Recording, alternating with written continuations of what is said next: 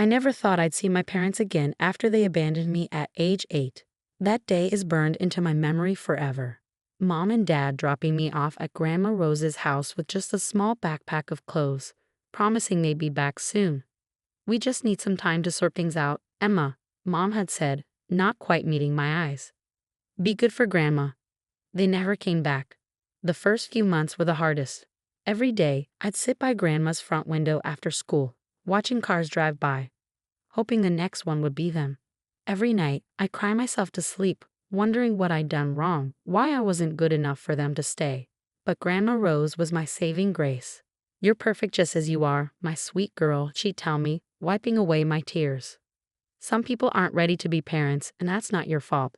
But I'm here, and I'll always be here." Grandma Rose wasn't just any grandmother. She was brilliant, sophisticated, and as I later learned, incredibly wealthy, but you'd never know it from how she lived. Our home was modest. She drove an old Toyota, and she still worked as a high school principal because she loved shaping young minds. The only hints of her wealth were her impeccable taste in art and the way she'd sometimes casually mention her investments while reading the financial papers. Under Grandma's care, I flourished. She encouraged my love of science, hired tutors when I struggled with math, and celebrated every achievement, no matter how small. When I won first place in the state science fair at 13, she threw a huge party and invited all my friends. "That's my girl," she beamed, hugging me tight. "You're going to change the world someday." Life settled into a comfortable rhythm. Grandma and I against the world. She never spoke badly about my parents, but she made sure I knew their absence wasn't my fault.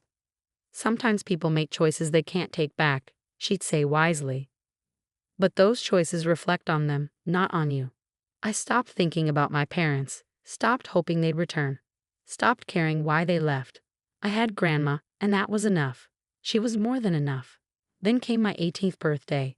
Grandma threw me an elegant party at her favorite restaurant, invited all my friends, and gave me a beautiful necklace, a delicate gold chain with a small key pendant. "This is more than just jewelry, Emma," she said mysteriously. "Keep it safe. You'll understand when the time comes."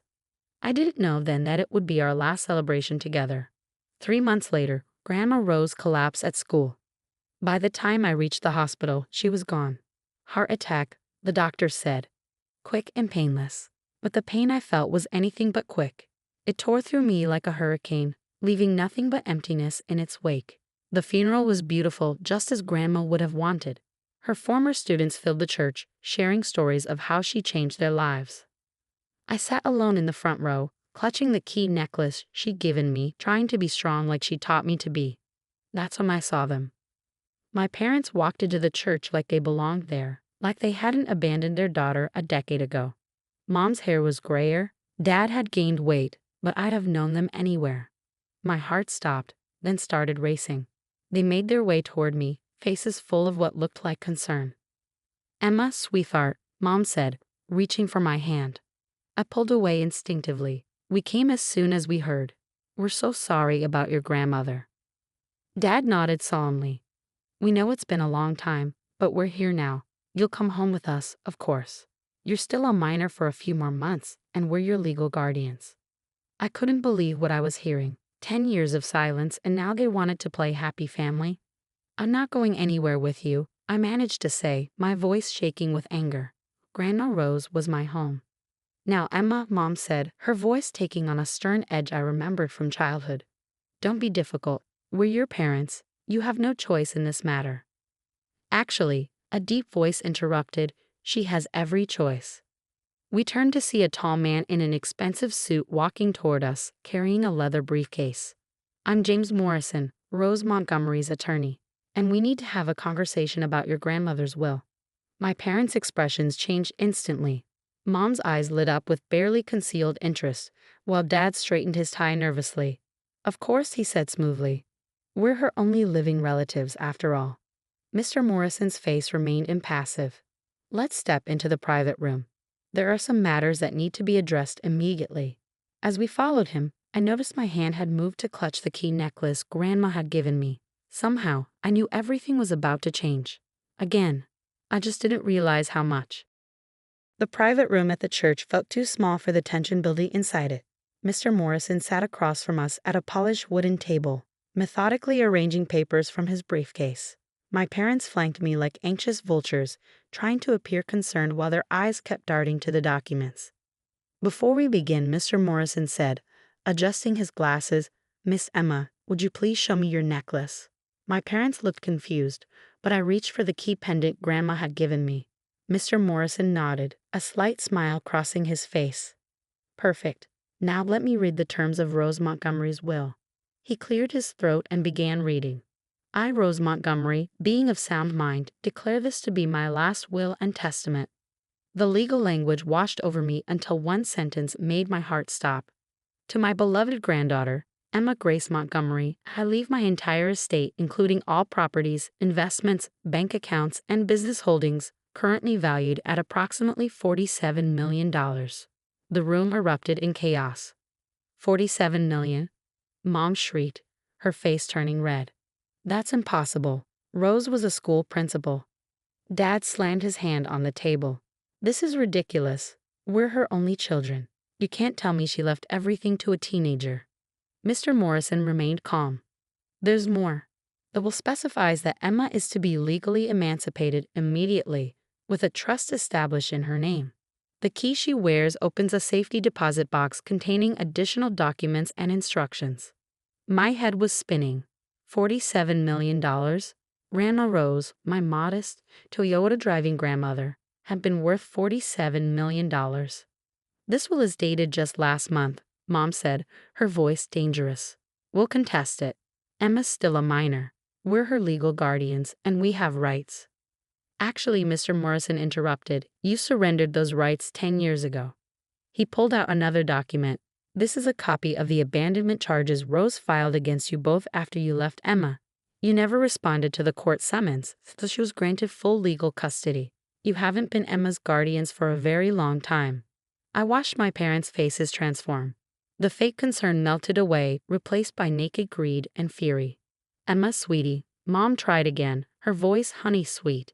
"You don't understand what you're doing. Let us help you manage this. We're family." "Family?" The word felt like poison in my mouth. Where was family when you left me? Where was family for 10 years while Grandma Rose raised me? "We made a mistake," Dad said quickly. "We were young, struggling. But we're here now. We can make it right." "Make it right?" I stood up, shaking with anger. "You're only here because you found out about the money. Did you even care that Grandma died? Did you ever care about me?" Their silence was answer enough. Mr. Morrison cleared his throat. "There's one more thing. Rose left a letter for you, Emma." He handed me a sealed envelope. "She asked that you read it alone." I took the envelope and walked out, leaving my parents protesting behind me. Finding a quiet corner of the church, I opened the letter with trembling hands. "My dearest Emma, if you're reading this, I'm gone, and you've just learned the truth about our family's wealth. I know it's a shock. I kept it secret for many reasons, but mostly to protect you and let you grow up understanding the value of hard work and kindness. I watched your parents choose money over love many times. They abandoned you because I refused to keep funding their extravagant lifestyle. They chose wealth over their own daughter, and in doing so gave me the greatest gift, you. The key I gave you opens more than just a safety deposit box. It opens the door to your future. I've made arrangements for everything. The house is yours. Your college fund is secure. The family business awaits when you're ready. But most importantly, remember this. You are loved. Not for your inheritance, but for who you are. The same quiet strength that helped you survive being abandoned has prepared you to handle this responsibility. Don't let your parents manipulate you. They'll try, but you're stronger than they know. You're a Montgomery woman, and we don't break easily. All my love, Grandma Rose." Tears rolled down my cheeks as I finished reading. In death as in life, Grandma Rose was protecting me, guiding me, loving me. I touched the key around my neck, understanding finally flowing through me. When I returned to the private room, my parents were still arguing with Mr. Morrison about contesting the will. They fell silent when I walked in. "Emma," Mom started, but I held up my hand. "I want you to leave," I said, my voice steady. "Both of you. You're not welcome here." "Now listen here," Dad began angrily, but Mr. Morrison interrupted. "Should I call security?" he asked calmly. As the sole heir and property owner, Emma has the right to have you removed. They stared at me, these strangers who shared my blood, and I saw the moment they realized they'd lost. Not just the money, but any chance of manipulating me. This isn't over, Mom hissed as they gathered their things. You'll regret this. I watched them leave, feeling oddly peaceful. What happens now? I asked Mr. Morrison. He smiled. Now we visit that safety deposit box. Your grandmother left quite detailed instructions about the next steps. Shall we? As we left the church, I caught a glimpse of my parents in the parking lot, arguing furiously. They'd lost everything today, not that they ever really had it. They'd chosen money over love once before, and that choice had finally caught up with them. I touched the key around my neck and smiled. Grandma Rose had given me more than just an inheritance. She'd given me the power to stand on my own, to face whatever came next. And something told me this was just the beginning. The safety deposit box at First National Bank contained exactly what Grandma Rose had promised, and so much more. As Mr. Morrison helped me go through the contents, I discovered just how thoroughly my grandmother had planned everything. Inside were property deeds, stock certificates, and detailed instructions about the family business. Montgomery Investments, a company I'd never even known existed. But what caught my eye was a USB drive labeled "Watch Me First." Mr. Morrison pulled out his laptop, and Grandma Rose's face appeared on screen. She looked healthy, vibrant. This must have been recorded just before she died. Emma, my darling girl, she began, her familiar smile warming my heart. If you're watching this, then everything has happened as I expected. Your parents showed up at my funeral, didn't they? Trying to claim what was never theirs to begin with. I gasped.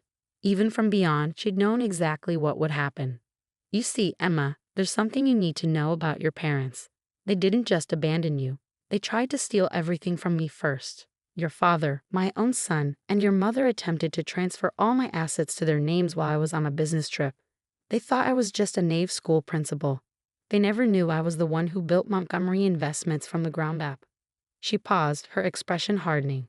When I discovered their scheme, I gave them a choice. Stay and live modestly while learning the value of hard work, or leave. They chose to leave. They left you behind thinking I'd come begging them to return. They never understood that by abandoning you, they gave up the greatest treasure of all. Tears streamed down my face as Grandma continued. I watched you grow into an extraordinary young woman. Kind, intelligent, hardworking. Everything they're not. That's why I know you're ready for this responsibility. The video continued with detailed instructions about the company, the properties, and most importantly, the charitable foundation she'd established. The Montgomery Foundation provides scholarships to abandoned children. You'll be its new director. Use our wealth to help others like yourself, Emma. That's our true legacy. The next few weeks were a whirlwind. Mr. Morrison introduced me to the company's board of directors, who'd all known and respected Grandma Rose. They welcomed me warmly, ready to guide me as I learned the business. My parents didn't give up easily. They hired lawyers, tried to contest the will, even attempted to prove Grandma Rose was mentally unstable when she wrote it. But she'd been too thorough. Every document was in order, every decision legally sound. Their final attempt came 3 months later. They showed up at the Montgomery Investments office, causing a scene in the lobby. "We're her parents," Mom shouted as security held them back. "She can't keep us out." I met them calmly, dressed in one of Grandma's elegant suits, the key necklace still at my throat. "Actually, I can, and I will." "We'll go to the press," Dad threatened. "Tell everyone how you stole our inheritance." I smiled, channeling Grandma Rose's quiet strength. "Go ahead. Tell them how you abandoned your 8-year-old daughter. Tell them how you tried to steal from your own mother. I'm sure the press will love that story." They deflated, finally understanding they'd lost everything, not just the money, but any chance of manipulating me. "Goodbye," I said firmly. "Don't come back." As I watched them leave, I touched the key around my neck, feeling Grandma's presence with me. That evening, I approved the first round of scholarships from the Montgomery Foundation. 20 children from broken homes would get a chance at a better life. Sitting in Grandma's old office, my office now, I looked at her photo on the wall and smiled. She'd given me more than just an inheritance. She'd given me purpose, strength, and the power to help others. The old Toyota still sits in my garage, even though I could afford any car I want. It reminds me of where I came from, of the humble, hard-working woman who taught me that true wealth isn't about money. It's about how you use it to make the world better. Sometimes I wear her old principal's blazer to board meetings. The board members who knew her smile when they see it. They understand. I'm not just Rose Montgomery's hair, I'm her legacy. As for my parents, I heard they moved to another state, telling anyone who will listen about their ungrateful daughter. But their words can't hurt me anymore. I know who I am. I'm Emma Grace Montgomery, and like my grandmother before me, I choose love over money, kindness over greed, and helping others over helping myself. That's what real family does.